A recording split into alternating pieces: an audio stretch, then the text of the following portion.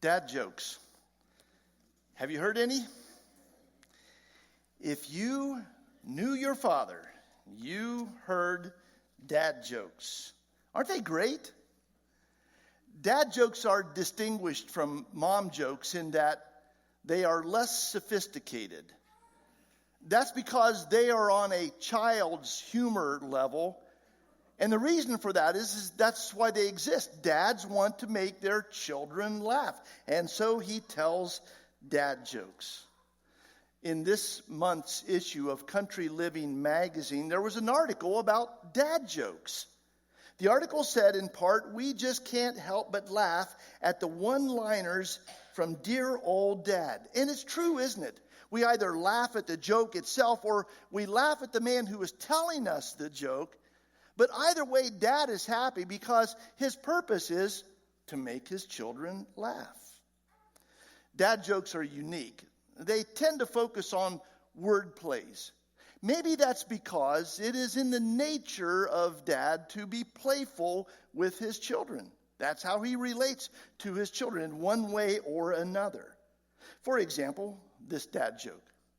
My wife said I should do lunges to get in shape. That would be a big step forward. Okay, it's a little bit of a groaner. As is this one. I only know 25 letters of the alphabet. I don't know why. Singing in the shower is fun until you get soap in your mouth. Then it's a soap opera. Some dad jokes are based upon true experiences of life, like this one. I thought the dryer was shrinking my clothes. Turns out it was a refrigerator all along. What did the janitor say when he jumped out of the closet? Supplies! Some dad jokes, believe it or not, are actually cerebral. They make you think. Like this one. I ordered a chicken and an egg from Amazon. I'll let you know. There was also an article in this month's issue of U.S. News and World Report about dad jokes. And it said that dad jokes are good for your health. Did you hear that, Adeline? They are good for your health. Last year, Addie told me, Grandpa jokes are just like dad jokes. I said, well, of course. Where do you think he learned them? Dad jokes, this article said, are good for your health. It listed several healthy benefits and associated longer life expectancy with laughter. And then the article pointed out that the parent most responsible for bringing laughter into our lives and our family is dad. He jokes and he teaches us to laugh. So if you are accustomed to hearing dad jokes, count your blessings. And in the interest of the health of your family, I have compiled a list of dad jokes for every father to take home with him today. They are printed on a piece of paper, and there are several copies on a music stand beside the door as you exit. Please feel free to take one home. And young people, it is your assignment today, since it is Father's Day, to listen to every one of those jokes and laugh, whether you feel like it or not. Dads play a special role in our lives. They are necessary to society and especially to our homes. We live in an increasingly androgynous age. Androgyny is the attempt to blur or maybe to eradicate the lines between genders. The word androgynous means of indeterminate gender, having a balanced appearance of both male and female. That word comes to us from two Greek words, the word for male and the word for female. And despite the obvious difference between those two, the contrast, when they are merged together, the word literally means a man-woman. The word was rarely used before 1970. But its use skyrocketed during the 70s and the 80s and 90s, at the time when the feminist movement was growing and no-fault divorce became popular. And that is no coincidence. You see, the feminist movement sought to redefine traditional family roles, that of the father being the provider and the protector, and the mother being the nurturing child caregiver and homemaker. And so in the name of equality, it diminished the role of men in the family. Gloria Steinem, the leader of that movement, said in the early 1970s, "We have now become the men we always wanted to marry." And in an attempt to show that men are not necessary, she said, "Women need men like a fish need bicycles." Coupling that movement with the introduction of easy, no-fault divorce, many men were removed from the home. And as a result, even still today, many children are being raised without a strong male role model. But Genesis 1:27 tells us that God created humanity, both male and female, and each have a purpose. He created the genders equal, but not the same. He created each with a difference, but each of them and their differences are valuable. Our children need mothers to be nurturing, perhaps even a little pampering, in order to assure them in times of disappointment. But at the same time, our children need parents, fathers, who will tell them to shake off their hurt and stop feeling sorry for themselves and to rise above it and move on.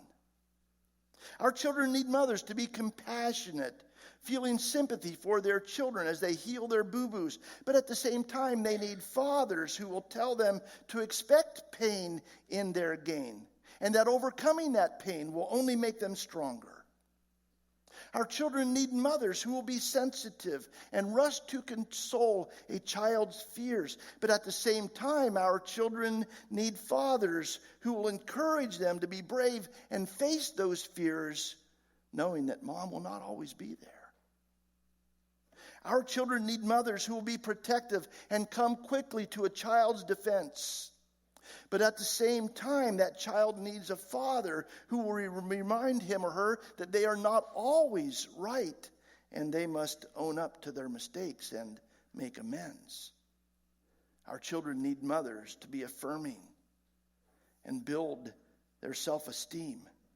But at the same time, they need fathers who will challenge them and test them to help them become the best they can be, knowing that self-achievement builds esteem powerfully. We need moms to be women and dads to be men. In the 1980s, the message to men was, get in touch with your feminine side. Well, we've had plenty of that. Perhaps we need to issue another call today. Perhaps we need to issue this call: be the man that God created you to be. It's time for men to be proud that they are men and to make no apologies for that. For God created men the way they are for a purpose. When the Apostle Paul wrote his first letter to the church in Thessalonica, he likened himself as a mother to them in his mentoring relationship to them. We see that in verses 7 and 8 of 1 Thessalonians 2. We were gentle among you, just as a nursing mother cares for her children, so we cared for you. And then, in a few verses, he identified himself also as the spiritual father to the Christians in that church, as we see in verse 11. You know that we dealt with each of you as a father deals with his own children. And he was the spiritual father to that church. He planted that church. He brought most of those people to Christ. And so he saw himself in that role. And he teaches us, as he writes to them, what it means to be a godly father. The first lesson we see as he continues to write in this section of scriptures is that a godly father is fully invested. He is there for his family. Let's go back and read the rest of verse 8.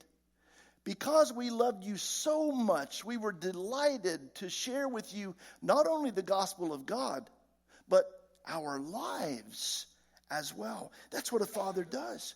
Shares his life with his children. That's the number one need for a father. That's his number one responsibility. You might think, well, that's a given. That needs no explanation. But a significant number of fathers don't realize that, or maybe don't care. Eddie Phillips is a black Christian police officer in Louisville, Kentucky. In June of last year, he said, the greatest problem in our community is not crime. And the greatest problem in our community is not race. He said the greatest problem in Louisville, Kentucky is fatherlessness. And he added, absentee fathers are now enabled by government programs that actually encourage and underwrite the source of the problem. That same year, a high school football coach in Port Charlotte, Florida, reported that 2/3 of his players have no father figure in their lives. That's actually a nationwide problem and contributes significantly to the deterioration of our culture. In a 2021 article in Modern Gentleman magazine, statistics were provided which demonstrate that fatherlessness is a growing problem in our country. Those statistics were cited from the U.S. Census Bureau findings, and it tells us that 7 million dads are absent from the life of their minor children in our country, leaving 20 million children to be raised without their father in their lives. I don't understand that. I don't understand dads who are okay shirking that responsibility. I don't understand dads who don't see their children as their own and take ownership. And I don't understand dads who will risk hurting or even losing their family over a lustful encounter with another woman. His wife, his children, his grandchildren are his treasure. Why would he trade his treasure for a cheap thrill? I thank God for you dads. You dads who are there. You are faithful. You are dependable. You bring stability to your family. You have raised or are raising your children in the security of a loving home by just being there. God bless you for that. A godly father is fully invested. He not only is there for his family, but he is unselfishly diligent in providing for them. We see a hint of that as Paul continues to write to the Christians in Thessalonica in chapter 2, verse 9. Surely you remember, brothers and sisters, our toil and hardship. We worked night and day in order not to be a burden to anyone while we preached the gospel of God to you. Paul described his labors among the membership of that church with the words toil and hard, continuous work. And don't those words describe many fathers who often work at jobs they don't like, putting in long hours of sometimes hard labor in a difficult work environment. And then they go home and do chores and make repairs. And maybe they step up and coach their son's Little League team because no one else is doing it. Maybe they become a scout master because their son or daughter needs them. They likely spend hours watching games that are not really very entertaining to them because they're supporting their sons and daughters. And in the process of all of that, they are leaving little time for themselves. And it's because Dad is fulfilling a role. He is answering a call from God to sacrifice for the sake of his family. Thank your dad for making those sacrifices, because he is making them for you. He is a godly man, fully invested in his family. The second lesson the Apostle Paul gives us about godly fathers is that a godly father is a spiritual role model. Let's go on in our text and read verse 10. Paul writes, "You are witnesses, and so is God, of how holy, righteous, and blameless we were among you who believed." He teaches his children God's will, as we saw in verse 8 a moment ago. Maybe he does that in the form of life lessons that he models for his children. Lessons like honesty and kindness and self-control and morality and duty and honor. Lessons like faithfulness to family and friends, and above all, faithfulness to God. He is a good man and models goodness for his children. Maybe he teaches them God's will by actively teaching them God's word through the telling of Bible stories at bedtime, or issuing Bible quotations at teachable moments, or maybe doing family Bible reading or devotional times. And maybe he teaches by example that God's church is of great value. He makes worship with his family a priority. He is active in serving with the gifts that God has given him. And in the process, he's teaching his children that God's church should be a part of their lives too. Thank God for dads like that. They are powerful spiritual leaders, not only in their homes, but in God's church as well. And in the process of teaching his children, being a spiritual role model, he is building lives. That's how Paul concluded this section of Scripture as he identified his ministry among the Christians in Thessalonica. We read that in verses 11 and 12 of our text. "You know that we dealt with each of you as a father deals with his own children, encouraging, comforting, and urging you to live lives worthy of God, who calls you into his kingdom and glory." I have italicized those words, encouraging, comforting, and urging, because that's how a dad builds lives. He speaks words of affirmation, encouraging words, even though that might be difficult for him to do. Dan Benson, in his book entitled The Total Man, says that for every positive words most dads speak, they speak 10 negative ones. Words like don't, can't, stop, no. He suggests that men are not very good at encouraging words, and maybe that's true. But dads, our children need to hear encouraging and affirming words from us as their fathers. We need to be their encouragers.